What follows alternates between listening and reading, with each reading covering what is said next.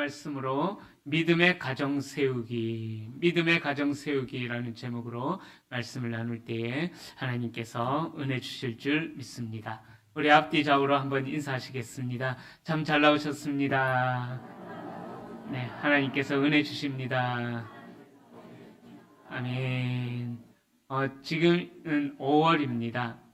가정의 달을 맞이하여서 우리의 가정을 어떻게 세워갈까? 그것을 우리가 계속 말씀을 통해서 살펴보고 있습니다. 오늘 이 엘리 가정을 살펴보면서 또 하나님께서 허락하신 우리의 믿음의 가정들을 어떻게 하나님께서 기뻐하시는 가정으로 세워갈 것인가? 그것을 살펴보면서 우리의 가정을 하나님께서 기뻐하시는 가정으로 세우고자 결단하는 도전의 시간이 될 수 있기를 축복합니다. 몇 년 전에 초등학교 2학년 어린아이가 한 편의 시를 썼습니다. 그 시가 인터넷에 공개가 되면서 온 나라가 들썩들썩했던 그 시가 있습니다. 제가 시 한 편을 소개해 드리겠습니다. 제목은 아빠는 왜? 아빠는 왜라는 시입니다. 엄마가 있어서 좋다. 나를 예뻐해 주니까. 냉장고가 있어 좋다. 나에게 먹을 것을 주니까. 강아지가 있어 좋다. 나와 놀아주니까. 아빠는 왜 있는지 모르겠다. 네. 이 시 한 편이 소개되면서 우리 온 나라가 들썩들썩했습니다. 도대체 아빠는 왜 있는 것일까? 네. 아빠가 너무 늦게 들어오니까, 일한다고 너무 늦게 들어오니까 잘 놀아주지를 못하니까 아마 그 어린아이가 아빠를 향한 서운함을 그렇게 적었지 않았을까 생각해 봅니다. 저도 사실 이제 제 둘째 딸을 3살이 되기까지 안아보지를 못했어요. 제가 안으면은 마치 유괴범이 안는 것처럼 난리가 났던 기억이 있습니다. 제가 늘 늦게 퇴근해서 잘 못 보니까 그랬었던 것 같아요. 우리 모든 부모님들은 다 좋은 부모님이 되고자 합니다. 그러나 우리에게 주어진 삶의 환경과 또 여건에 따라서 우리가 좋은 부모님이 되려고 하지만은 우리의 마음의 소원과 소원답지 못하게 좋은 부모님이 되기가 참 어렵다라는 생각이 듭니다. 마치 초등학교 2학년 학생이 썼던 시처럼 아빠는 왜 있는지 모르겠다라고, 도무지 아빠 얼굴을 볼 수 없는데 왜 있는지 모르겠다라고 이야기하는 것처럼 좋은 부모가 되고자 하지만은 자녀들로부터도 외면을 당하는 그러한 요즘 현실이 아빠들이 처한 현실이라는 것입니다. 그러기에 좋은 부모가 된다라는 것은 너무나 어려운 것 같습니다. 그런데 좋은 부모님은 부모라는 그 이름을 어떤 직책보다 또 영광스럽게 생각하는 부모가 바로 좋은 부모가 될 것입니다. 그들은 부모가 된 일에서 큰 보람을 찾고 또 기쁨을 누리게 된다라는 사실을 알고 있으면서 자녀들에게 좋은 부모가 되려고 애를 쓰는 부모님들이 참 많이 계시죠.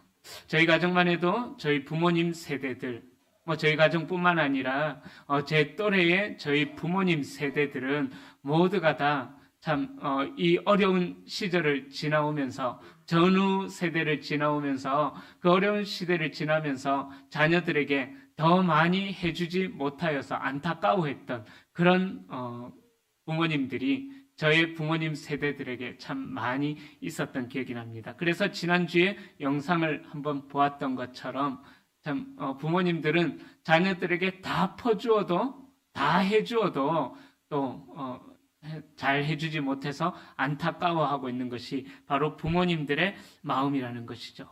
그런데 그런 부모님의 정성과 사랑과는 상관이 없이 우리의 자녀들이 정말 부모님들께서 원하시는 그러한 자녀들로 잘 세워지고 있는가 생각해 보면은 참 그렇지 않은 모습이 보일 때마다 우리는 안타까운 마음들을 많이 가지게 됩니다. 그래서 자녀는 부모의 거울이다라는 그 말처럼 우리 자녀들이 어떻게 행하느냐 그것을 보면은 우리 부모님들을 보면은 자녀들의 또 자녀들을 보면은 부모님들이 어떠한 부모님들이었는가 그것을 알 수가 있다라는 것입니다. 우리 사회는 좋은 부모가 되어서 가정을 아름다운 가정으로 세우기 위한 고민을 참 많이 하고 있습니다. 그렇다면은 정말 좋은 가정, 아름다운 가정, 우리는 그리스도인이기에 믿음의 가정을 세우기 위하여서 어떻게 해야 될 것인가? 믿음의 가정을 세우기 위하여서 무엇을 가장 중요하게 여겨야 될 것인가? 오늘 말씀을 통해서 한번 살펴보고 또 우리가 이 가정을 믿음의 가정으로 세우기 위해서 어떻게 해야 될지 도전을 받을 수 있는 은혜의 시간이 될 수 있기를 소망합니다. 오늘 본문에 보면은 한 가정이 소개되고 있습니다. 엘리와 그 아들들에 대해서 소개를 하고 있는데 본문을 시작하면서 엘리에 대해서 이렇게 소개를 하고 있습니다. 엘리가 매우 늙었더니 이 엘리 제사장을 소개하면서 이 사무엘상에 보면은요 엘리에 대하여서 그렇게 아름답게 좋게 소개하는 모습은 거의 볼 수가 없음을 우리가 사무엘상을 주의 깊게 읽어보면은 알 수가 있습니다. 자, 엘리가 어떤 사람이었냐 하면은 온 나라를 대표하는 하나님의 말을 전하는 그러한 선지자와 같은 사사의 자리에 있었던 사람이었습니다. 자, 그런데 하나님의 말씀을 전하는 그 사람에 대하여서 소개할 때에 오늘 본문뿐만 아니라 다른 본문에서도 이 엘리에 대하여서는 그리 좋은 말로 소개를 하지 않는데 오늘 본문에서는 매우 늙었더니 이야기를 하고 있습니다. 자, 이 엘리가 매우 늙었더니 이 말은 즉 바로 하나님과 어떤 교감을 나누고 하나님과 친밀함을 나눠야만 하는 그 자리에 서 있는 그 사람이 또 민족을 대표해서 이스라엘 백성들을 대표해서 아버지처럼 좋은 아버지가 되어서 이 이스라엘 백성들을 올바른 길로 하나님께서 기뻐하시는 길로 이끌어줘야 되는 그 사람이 매우 늙었다. 바로 하나님의 그 사명을 잘 감당하지 못할 정도로 쇠약해졌다. 그의 영적인 상태가 빈곤해졌다라는 것을 의미하고 있습니다. 자, 그런데 거기에서 더 나아가서 엘리가 매우 늙었는데 22절에 보면은 또 어떤 소문이 들려오냐? 좋지 않은 소문이 들려와요. 우리 22절 말씀 함께 읽어볼까요? 엘리가 매우 늙었더니 그의 아들들이 온 이스라엘에게 행한 모든 일과 회막문에서 수종 드는 여인들과 동침하였음을 듣고 자, 이 엘리의 아들들이었던 홈니와 비느하스의 악행이 자기 아버지 엘리에게 들려오고 있었습니다. 당시 엘리가 제사장이었다면 그 아들들도 제사장의 역할을 이어가야만 하는 그러한 자들이었습니다. 바로 이스라엘 백성들의 영적인 부모가 되어서 그들을 올바른 길로 이끌어야만 하는 그러한 위치에 있었던 사람이 바로 엘리와 엘리의 아들들이었다라는 거예요. 그런데 이 엘리의 아들들이 어떤 악행을 행합니까? 바로 회막문에서 수종 드는 여인들과 동침하였음을 들었다. 이런 악행들을 행하고 있었다라는 거예요. 그런데 오늘 우리가 읽었던 본문 앞부분에 보면은요, 또 이 엘리의 아들들이 홈니와 비느하스가 어떤 악행을 행하느냐? 2장 12절에 보면은 엘리의 아들들인 홈니와 비느하스를 이렇게 소개해주고 있습니다. 엘리의 아들들은 행실이 나빠. 바로 행실이 나쁘다라는 그 말을 소개하고 있습니다.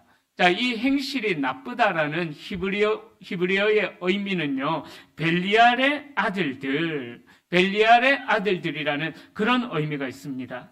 즉, 이 홈니와 비느하스는 아버지 엘리의 뒤를 이은 제사장임에도 불구하고 이들은 벨리알의 아들들과 같이, 즉 우상의 아들들과 같이 하나님을 배교하는 자들로 그렇게 세워져 있었다라는 것입니다.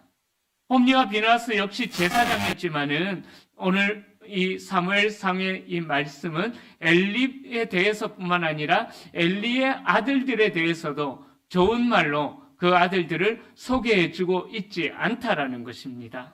예를 들어서 저희 가정에 대해서 소개를 할 때에 그렇다라고 이런 식으로 소개를 한다라고 한번 생각해 보십시오. 박성철 목사는 매우 늙었고 두 딸들은 불량자였더라. 예를 들어서 그렇게 소개한다고 한번 생각해 보십시오. 그 엘리가 제사장으로서 하나님의 말씀을 선포할 때에 권위가 세워질까요? 세워질 수가 없겠죠. 자, 이 불량자의 히브리 원어적 의미 바로 벨리알의 아들들이라고 제가 말씀드렸습니다. 행실이 나쁘다라는 이 말의 의미. 이 벨리알의 아들들이란 말은 하나님을 대적하는 자, 배교자, 무가치한 자, 그런 의미가 이 불량자라는 말에, 벨리알의 아들들이라는 말에 들어있다라는 것입니다. 2장 12절부터 17절에 나오는 홈리와 비느하스가 악행을 행했던 그 이유는 바로 하나님을 예배하는 그 예배를 무시했다라는 거예요. 즉 하나님을 예배하는 그 예배를 무시했다라는 말은 어떤 의미가 있느냐? 하나님을 하나님으로 인정하지 않았다라는 그러한 의미가 있습니다. 목사가 되어서 하나님을 하나님으로 인정하지 않았다. 그 말과 동등한 의미가 될 수 있다라는 것이죠. 또 이들은 더 나아가서 하나님을 업신여기고 벨리알의 아들들, 하나님을 대적하는 자리에까지 서 있었다라는 것입니다. 바로 이 불량자 엘리의 아들 두 아들들은 이 아들들의 가장 악한 습관이 뭐였냐 하면은 바로 하나님 앞에 드리는 예배를 무시하고 하나님과의 만남이 있는 그 예배를 멸시하는 그러한 행위를 공공연하게 행하면서 살았다라는 것입니다. 이들의 예배는 감격이 없는 예배였어요. 날마다 제사를 하나님 앞에 드렸지만은 이들은 살아있는 제사를 드리는 것이 아니라 죽은 종교의 메인, 그냥 형식적인 그러한 제사를 하나님 앞에 드렸다라는 것입니다. 감격이 없는 예배였다라는 거예요. 여러분, 우리가 예배의 자리에 나오면서 어떤 성도님들도 그렇게 나는 오늘 이 예배의 자리로 나아갈 때 은혜를 사모하지 않는다. 그런 마음으로 나오는 분은 없을 것입니다. 그러나 그런 마음을 품지 않더라도 이런 마음들은 혹시 있지 않을까 모르겠습니다. 그저 습관적으로 주일이 되었으니까 주일 예배를 빠지면은 뭔가 하나님으로부터 진노를 받을 것 같으니까 그런 마음으로 습관적으로 그냥 형식에 얽매여서 예배의 자리로 나오는 우리의 모습들이 있지는 않을까 한번 생각해 보셨으면 좋겠습니다. 즉, 이 엘리의 두 아들 홈리와 비느하스의 가장 우선순위가 예배가 되었음에도 불구하고 이들은 그들의 삶에서 예배가 우선순위가 아니고 긴급하지도 않았다라는 것입니다. 예배의 우선순위가 늘 다른 것으로 밀려나는 그러한 제사장들이었다라는 것입니다.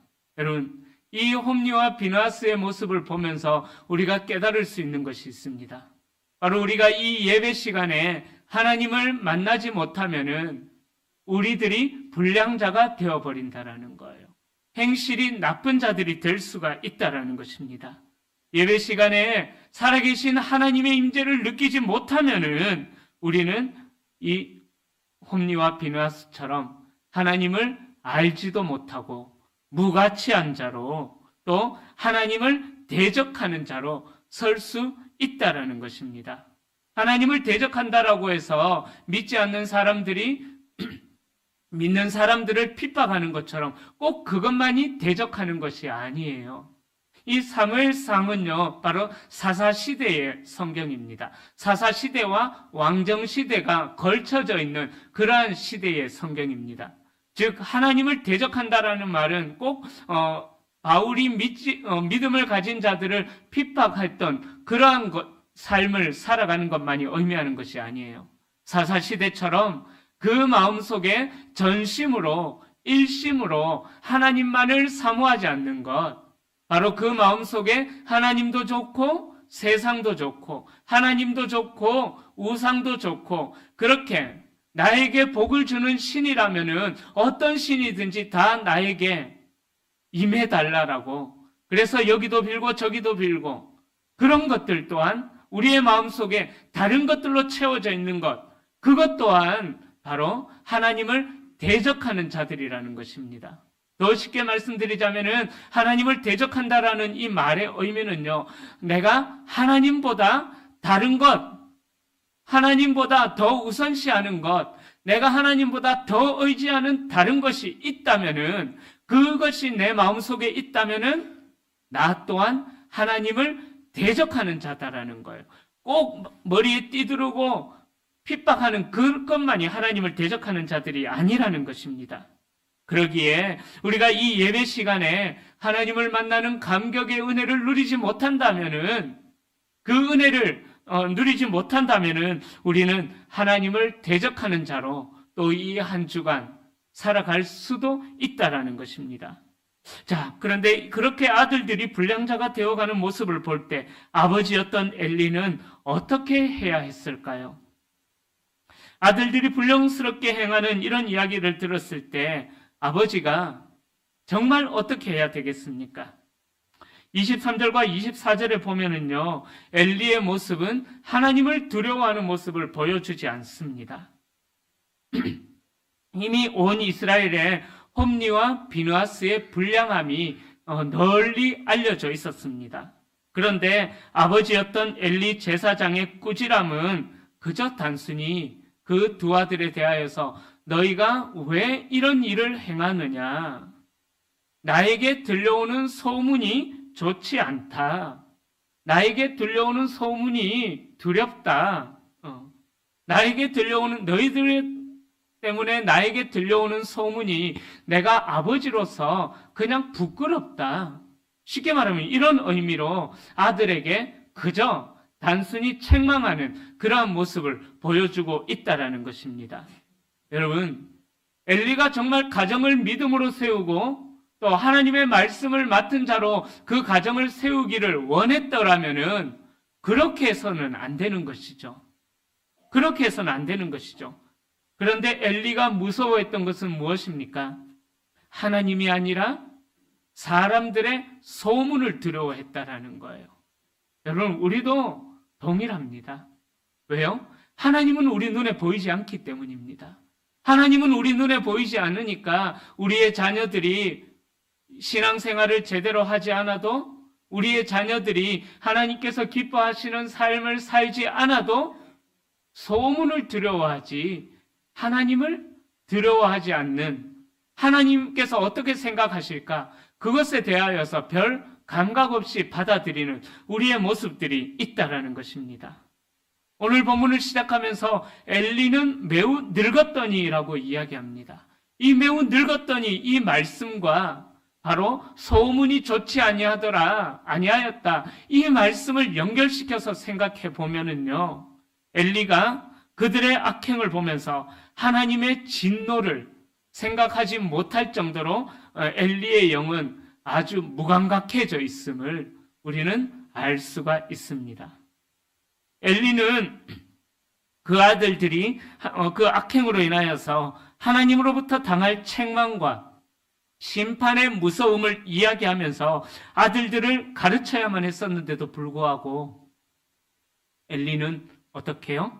그저 소문만, 사람들의 이야기만 두려워했다라는 것입니다. 어찌 보면은요, 홈리와 비느하스가 하나님을 알지 못하는 행실이 나쁜 자가 되어버린 것, 누구의 책임일까 생각해 보면은 이 엘리의 책임이 아니었을까, 우리가 충분히 생각을 해 볼 수가 있습니다. 그래서 2장 12절에서도 홈리와 비느하스를 소개하기를 엘리의 아들들 그렇게 소개하고 있다라는 것입니다. 사무엘상 3장 1절에 보면 이렇게 말씀합니다. 아이 사무엘이 엘리 앞에서 여호와를 섬길 때에는 여호와의 말씀이 희귀하여 이상이 흔히 보이지 않았더라. 엘리는 나이가 들면 들어갈수록 그의 영안이 점점 어두워져 갔다라는 거예요. 엘리는 나이가 들면 들을수록 하나님을 만나는 예배의 감격이 사라져 갔다라는 것입니다. 하나님의 음성을 듣는, 그리고 그 들은 음성을 하나님의 백성들에게 선포해야 하는 자리에 있었음에도 불구하고 엘리는 매우 늙어감으로 인하여서 그의 영이 어두워지고 하나님의 음성이 들려지지 않는 그러한 자가 되어버렸다라는 거예요. 제사장으로서 하나님과의 만남이 있는 그 신령한 세계를 엘리가 사모하지 않았다라는 것을 우리는 알 수가 있습니다. 그의 영안이 얼마나 어두워졌냐 하면은 사무엘상 1장 13절부터 14절에 보면은요, 자식이 없어서 슬피 울며 정말 눈물을 흘려가며 기도하는 그 한나의 기도도 알아보지 못할 정도로 엘리의 영안이, 기도하는 그 기도의 여인의 모습도 알아보지 못할 정도로 엘리의 영안은 굉장히 어두워져 갔다라는 것을 우리는 사무엘상을 보면서 알 수가 있습니다. 사랑하는 성도님들, 우리의 영안은 어떻습니까? 우리의 영적인 세계는 어떻습니까? 정말 여러분들이 하나님 앞에 예배드리러 나오고 하나님 앞에 기도할 때에, 또 하나님의 말씀을 펼쳐 읽을 때에 여러분들을 향한 하나님의 사랑과 또 하나님의 책망과 하나님의 이끄심이 여러분들 마음에 감격과 감동으로 다가오십니까? 제가 자주 드리는 말씀이죠. 흰 것은 종이요, 까만 것은 글자다. 그저 하나님의 말씀을 읽으면서 그 수준에만 그냥 머무르지는 않을까요?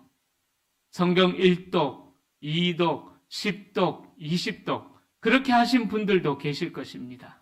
그러나 여러분들이 그렇게 읽으셨던 그 하나님의 말씀이 얼마나 여러분들의 삶에 영향력을 미치고 있는지 오늘 이 말씀을 통하여서 한번 생각해 볼 수 있기를 소망합니다. 속 썩이는 아들이 있었어요. 부모님이 칭찬도 해보고 격려도 해보고 상도 줘보고 달래기도 해보고 얼레기도 해보고 온갖 방법을 다 사용해서 아들을 돌이키기를 원합니다. 그런데 아들이 도무지 변화가 되지 않는 거예요. 그래서 도저히 안 되겠다 싶어서 아들에게 크게 화를 내면서 아유, 이 녀석아, 너는 도대체 뭐 때문에 그러느냐? 너의 그러한 모습 때문에 아빠 엄마가 너무 힘들다. 제발 정신 좀 차려라. 그렇게 이야기하니까 이 아들이 이렇게 대답해요. 제품에 대한 불만족 사항은 제조사로 문의해 주시기 바랍니다. 어떤 의미가 있습니까? 그 부모님이 어떠했는가? 그것이 이 아들의 모습을 통해서 보여지게 된다라는 거예요. 바로 엘리의 아들들 홈니와 비느하스가 불량품이 되었던 이유, 그 제조사에 문제가 있었지 않았을까요? 사랑하는 우리 아버지, 어머니 여러분, 여러분들의 영안은 날이 갈수록 더욱더 밝아지시기를 축복합니다. 여러분들의 육체는 연세가 들어가시면서 점점 후퇴하여 간다고 할지라도 여러분들의 영성은 더욱더 맑아져 가시기를 축원합니다. 여러분들의 기도가 능력이 있기를 축복합니다. 어디서든 기도하는 아버지와 어머니의 기도의 소리를 듣고 여러분들의 자녀들의 마음에 하나님을 사랑하는 마음이 더욱더 커질 수 있기를 축원합니다. 아버지와 어머니가 가정에서 하나님을 만나며 하나님의 임재를 느끼는 것을 우리 자녀들이 볼 수 있기를 축원합니다. 그런데 안타깝게도 홈니와 비느하스는 가정에서 아버지가 하나님을 만나는 모습을 보지를 못했다라는 거예요. 제사장임에도 불구하고 하나님을 만나는 모습을 볼 수가 없었습니다. 이 홈니와 비느하스는 아버지와 어머니의 살아있는 찬송의 소리를 듣지 못했다라는 것입니다. 늘 말씀 앞에 헐떡여야만 하는 아버지였음에도 불구하고 이 홈니와 비느하스는 하나님의 말씀 앞에 헐떡이는 아버지가 하나님의 말씀을 사모하는 모습을 볼 수가 없었다라는 것입니다. 그 예배를 가장 귀하게 여기고 감격이 있는 예배를 드리는 것을 우리의 자녀들이 보지를 못했다라는 거예요. 여러분, 그래서 제가 금요 기도회 때 여러분들의 자녀들을 가능한 데리고 나오셔서 아버지와 어머니가 기도하는 모습을 보여줘야 된다라고 말씀드리는 이유가 있습니다. 우리의 자녀들이 부모님이 얼마나 하나님을 사모하고 부모님들이 얼마나 기도하고 얼마나 눈물을 흘려 자녀들을 위해 기도하는지 부모님들이 보여주셔야만 되는 것입니다.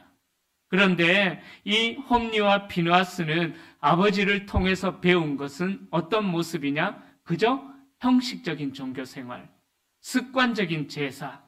엘리에게서 배운 것은 지식적인 삶으로 보여주는 하나님이 아니라 그저 머릿속에만 있는 지식적인 하나님을 엘리에게서 보게 되었다라는 것입니다. 그러므로 홈리와 비느하스의 악행은 단순히 하지 말아라, 그렇게 하면 안 된다, 꾸지람 정도로만 끝나면 안 되었던 것입니다. 자, 그러한 엘리의 모습을 보고 하나님께서 무엇이라고 말씀하십니까? 우리 29절 말씀 같이 읽어보겠습니다. 너희는 어찌하여 내가 내 처소에서 명령한 내 재물과 예물을 밟으며 내 아들들을 나보다 더 중히 여겨 내 백성 이스라엘이 드리는 가장 좋은 것으로 너희들을 살찌게 하느냐. 바로 엘리의 모습을 보고 하나님께서 이렇게 책망하신다라는 거예요. 여러분, 이 29절의 말씀이 정말 우리의 마음을 아프게 합니다. 어찌하여 엘리야, 너는 너의 아들들을 나보다, 하나님보다 더 소중히 여기느냐? 어찌하여 내 아들들을 나보다 더 소중히 여기느냐? 하나님이 그렇게 책망하고 있다라는 거예요. 하나님께 드리는 제물을 훔쳐 먹었습니다. 살찐 것을 다 빼앗아 먹었습니다. 그들에게 엘리는 정말로 강하게 경책하고 훈계하고 또 모든 방법을 동원해서라도 하나님 앞에 돌아오고 회개하도록 가르쳐야만 했었던 것이죠.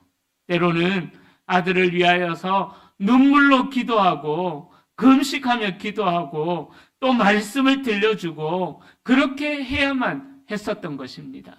그런데 엘리는 영안이 어두워지고 하나님을 예배하는 그 예배를 무시하는, 자기도 그러했기 때문에 습관적인 예배를 드렸기 때문에 결국은 하나님으로부터 책망을 받게 되었다라는 것입니다. 엘리는 하나님의 특별한 말씀을 맡은 제사장으로 부름을 받았지만은 하나님께서 부르신 그 은혜를 잊어버리고 그저 자기 배를 불리고 아들들을 살찌게 하는데 자기에게 주어진 직분을 사용해 버렸다라는 것입니다. 엘리가 나중에는 비둔하여서 의자에서 넘어짐으로 목이 부러져 죽게 되는 그 비참한 결말을 맞이하게 되지 않았습니까? 그래서 하나님께서는 복을 주기로 했던 그 영원한 약속을 파기하기에 이릅니다. 사무엘상 3장 13절에 보면 이렇게 말씀해요. 내가 그의 집을 영원토록 심판하겠다고 그에게 말한 것은 그가 아는 죄악 때문이니 이는 그가 자기 아들들이 저주를 자청하되 금하지 아니하였습니다. 바로 아들들이 저주를 받는 그러한 일을 자청했음에도 불구하고 엘리는 그저 무감각하게 하나님을 두려워하는 것이 아니라 백성들에게서 들려오는 소문만 두려워하는 그런 안타까운 모습을 보여주고 있다라는 것입니다. 그래서 하나님께서는 그 엘리에게 주시기로 하셨던 영원한 약속을 파기하기에 이르러 버렸다라는 것입니다. 엘리는 아들들의 죄악을 알고 있었음에도 불구하고 그 아들들의 죄를 멈추게 하지 않았다라는 거예요. 여러분, 우리는 연약하기 때문에 죄를 지을 수도 있습니다. 거룩하게 살고 싶지만 죄의 본성이 우리 안에 있기 때문에 때로는 우리가 죄로 인하여서 넘어질 때도 있습니다. 그런데 우리가 죄를 지었을 때 하나님은 절대로 우리를 그냥 두시지 않으셔요. 반드시 무슨 사인을 주시고 우리가 올바로 살아가고 있는 믿음의 사람이요 하나님의 사람이라면은 우리가 죄에 노출이 되었을 때에 그 죄로 인해서 넘어지게 되었을 때에 하나님께서는 반드시 우리에게 경고를 주시거나 무슨 사인을 주신다라는 것입니다. 그때 우리는 죄에서 돌이켜야 하는데도 불구하고 돌이키지 않고 무시해버리는 그러한 모습이 우리에게 있지는 않을까 생각해 볼 수 있기를 소망합니다. 자, 그래서 엘리를 향한 하나님의 진노가 무섭도록 임합니다. 읽지는 않았지만 31절부터 34절에 보면은 무시무시한 진노가 엘리의 가문, 엘리의 가정에 임합니다. 31절에 보면은 팔이 잘려지고, 이 표현은 성경의 수사학적인 표현법상 팔이라는 것은 힘이나 권세를 의미하는 거거든요. 그러므로 팔이 잘려진다라는 말은 엘리의 제사장의 권세를, 하나님의 말씀을 맡은 그 권세를 끊어버리겠다. 더 이상 엘리에게 말씀하지 않겠다. 그렇게 하나님께서 말씀하셨다라는 것입니다. 이것이 바로 엘리의 두 아들들이 하나님께서 주신 제사장의 권세를 남용한 대가가 되어버렸다라는 것입니다. 그렇게 해서 이제 하나님으로부터 이 가문이 끊어지게 되고 이 엘리의 가정에는 이제 어른이 없도록 제명에 살지도 못하고 죽는 이런 엄청난 저주를 엘리의 가문이 받게 되었다라는 것입니다. 여러분, 이 말씀을 대하면서 이런 일이 들렸다고 해도 엘리가 하나님 앞에 눈물을 흘려 회개하고 기도하면은, 하나님 앞에 다시 돌이키면은, 자녀들을 돌아오게 하였더라면은 하나님이 진노하기로 하셨던 그 진노를 얼마든지 거둘 수 있는 사랑의 하나님이셨던 것입니다. 그러나 결국에는 그 두 아들의 악행에도 불구하고 아무런 조치도 행하지 않았던 이 엘리의 모습을 보면서 이 가정이 망하게 된 것, 결국 아무런 조치를 하는 이 가정이 하나님 앞에서 진노로 인해 대가 끊어져 버리고 결국은 비참한 죽음을 맞이하게 된 것, 어찌 보면은 당연한 일이 아닐까 생각해 볼 수 있습니다. 여러분, 하나님을 경외하지 않는 자와 회개하지 않는 자는 그 개인뿐만 아니라 가정과 집안조차도 하나님께서 심판하신다라는 그 사실을 우리는 기억해야만 합니다. 여러분, 가정에서의 신앙교육, 또 교회에서의 신앙교육을 가볍게 생각해서는 안 되십니다. 하나님을 알아가는데 더욱더 열심을 내셔야만 합니다. 부모된 우리들이 먼저 하나님을 알아가는데 열심을 내야지만 우리의 가정을 아름다운 믿음의 가정으로 세울 수 있다라는 것입니다. 내 자녀가 이제 50, 60 다 넘었는데 더 이상 저도 어떻게 할 수가 없는 것 같습니다. 정말 그럴까요? 정말 어떻게 할 수가 없어서 자녀들이 하나님을 섬기지 못하는 것, 그냥 방치를 할까요? 저는 아니라고 생각합니다. 부모된 우리들이 먼저 하나님을 알아가는데 열심을 내야만 합니다. 부모님들이 관심이 없으면은 자녀들도 관심이 없다라는 거예요. 그래서 자녀들이, 제가 말씀드렸죠. 자녀들이 부모님 댁에 인사하러 올 때에 그저 인사만 받는 것에서 끝내주시면 안 된다고. 다 모여라. 우리가 언제 모이겠느냐? 이렇게 모였을 때 우리가 하나님의 말씀을 한 장이라도 읽자. 하나님 앞에 예배라도 한번 드리자. 그렇게 자녀들이 인사하러 올 때마다 부모님들이 하나님의 말씀에 헐떡이는 모습, 자녀들이 부모님에게 인사하러 올 때마다 그렇게 하나님을 사모하고 갈급해하는 모습을 자녀들에게 한번 보여줘 보십시오. 처음에는 자녀들이 이상하게 받아들일 거예요. 우리 엄마 아빠가 왜 이래? 평상시 안 이랬는데. 사람이 달라지면 뭔가 이상하게 진다는데. 그렇게 생각할 수도 있겠죠. 그러나 그렇게 부모님들이 하나님의 말씀 앞에 헐떡이는 모습을 보여준다면은, 반복해서 그것을 보여준다면은 우리의 자녀들이 달라지지 않을까요? 자녀들이 부모들의 거울이라는 말이 있는 것처럼 부전자전이라는 말이 있습니다. 모든 것은 부모를 닮아가게 되어 있습니다. 바라기는 우리 부모님들의 신앙을 우리 자녀들이 닮아갈 수 있기를 소망합니다. 여러분들 자신 있으십니까? 내 자녀들이 내 신앙을 닮아가라고 정말 자신 있게 말씀하실 수 있으십니까?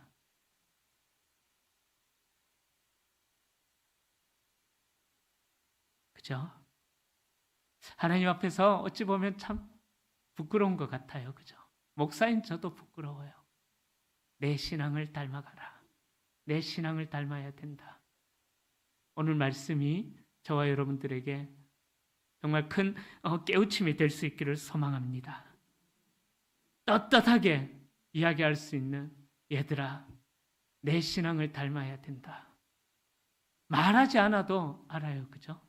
말하지 않아도 알아. 그저 바라봐도. 그죠? 바라보기만 해도 우리의 자녀들이 부모님의 신앙이 어떤지 알 수 있는 그러한 모습, 우리 자녀들에게 보여주실 수 있는 우리 부모님들이 될 수 있기를 축원합니다. 가정에서, 교회에서, 또 일터에서 하나님의 음성 듣기를 사모하고 예배하고 기도하는 모습을 보여주셔야만 합니다. 여러분, 하나님께서는요, 우리에게 진노를 내리기로 하셨다가도 우리가 회개하고 하나님께로 돌이키는 모습을 보여준다면은, 우리의 온 마음을 다하여서 전심으로 하나님께 돌이키는 모습을 보여준다면은, 하나님은 내리기로 한 진노를 거두시는 하나님이시라는 것을 성경 곳곳에서 우리는 살펴볼 수가 있습니다.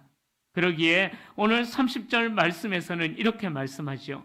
나를 존중히 여기는 자를 내가 존중히 여기고 나를 멸시하는 자를 내가 어떻게 해요? 경멸하리라. 그죠? 콩 심은 데 콩 나고 팥 심은 데 팥 나고. 콩 심은 데 팥 난다. 이런 분이 계시면 어떻게 해야 돼요? 잘 돌봐드려야 돼요. 그죠? 잘 돌봐드려야 됩니다. 잘 섬겨야 됩니다. 여러분, 이 말씀을 기억하십시다. 나를 존중히 여기는 가정을 내가 존중히 여길 것이고, 나를 멸시하는 가정을 내가 경멸할 것이다. 나를 존중히 여기는 자는 내가 너를 존중히 여길 것이고, 나를 멸시하는 자는 내가 너를 경멸히 여길 것이다. 이 말씀을 두려움으로 받아들일 수 있기를 소망합니다. 여러분, 하나님을 하나님으로 대접해 드리십시오. 어디에서요? 교회 안에서만 아니라 삶의 모든 순간에서 하나님을 하나님으로 존귀하게 대접해 주십시오. 어떻게 해요? 가정에서 하나님을 사모하는 모습을 보여주는 거예요. 오늘 이 망해가는 엘리의 가정을 보시면서 우리가 무엇을 깨달을 수가 있겠습니까? 우리의 가정 교육이 얼마나 중요한지 우리는 깨달아야만 합니다. 하나님의 약속은 영원한 것입니다. 변치 않는 것입니다. 그럼에도 불구하고 하나님께서 이 약속을 변경했다라는 것은 이 엘리와 엘리의 아들들의 악행이 얼마나 악이 강했던가, 이들이 얼마나 많은 죄를 저질렀던가, 이들이 하나님 앞에서 얼마나 악행을 저지르며 살았던가를 우리로 하여금 알게 하는 것입니다. 여러분, 가정교육 중요하죠. 부모의 책임도 자녀의 도리도 모두가 다 중요합니다. 하나님께서 그렇게 우리가 깨달으며 살도록, 그러한 도리로 살도록 하나님께서 우리에게 하나님의 말씀을 주셨다라는 것입니다. 바라기는 우리의 자녀들에게 떳떳하게 이야기할 수 있는, 여러분들의 신앙을 떳떳하게 이야기하실 수 있는 부모님들이 되어 주십시오. 저도 또 달라지겠습니다. 앞에서 말씀하는 저도 부끄럽지만 저도 달라지겠습니다. 우리 부모님들 달라지시기를 축원합니다.